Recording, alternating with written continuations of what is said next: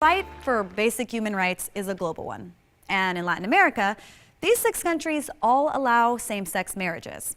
Mexico almost makes the cut at number 7, but its policies have come just short of legalizing same-sex unions nationwide. That's right, a country whose national costume is this is still a little bit touchy about flamboyance. And although progress is being made, Latin America has a pretty dark past when it comes to LGBTQ plus rights, much less protections.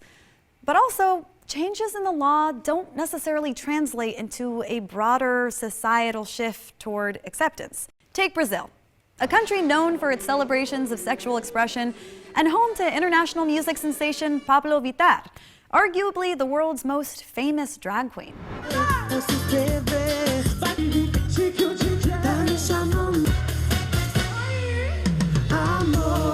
It's unsurprising that Brazil has a federal law in place that includes anti-discrimination on the basis of sexual orientation.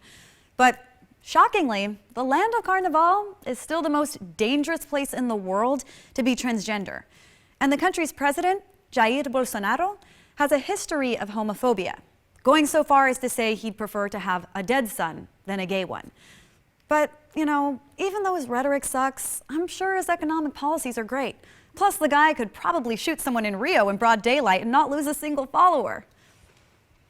It's clear that Latinx communities abroad and at home still have work to do when it comes to championing the rights for LGBTQ plus people.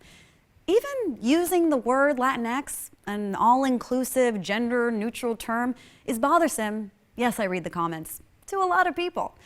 And to be honest, that probably says more about you than about the people who use it.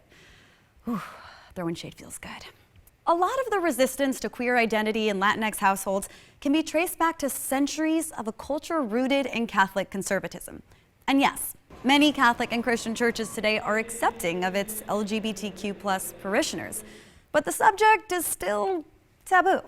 My name is Johanna Toruño, and I'm the creator of the Unapologetic Street series. I do textography and portrait work.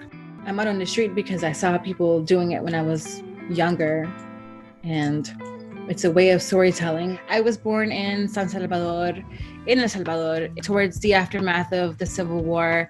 I grew up seeing a lot of political art on the street. I think it's important that when you're walking down the street, you're not just seeing photos of European beauty-centric standards, you're seeing portraits like Angela Davis and Sylvia Rivera, you know, folks like that who are also in their own right people who have brought us closer to liberation. We really need to have conversations and to allow ourselves to be with an abundance of queer folks and queer representation, and allowing ourselves to have conversations that are going to make us uncomfortable, because the contribution of queer folks in what is Latinidad, right? Are massive. But this also goes for our parents and our grandparents and our elder Latinos who may not necessarily always want to, you know, acknowledge. It's important for us to do so that our younger folks and our younger queer people can have a better experience than we did. Thanks for watching Radar 2021. Please like, subscribe, and comment down below and let us know what issues are important to you. Because let's be honest, there are a lot of issues to choose from. So many.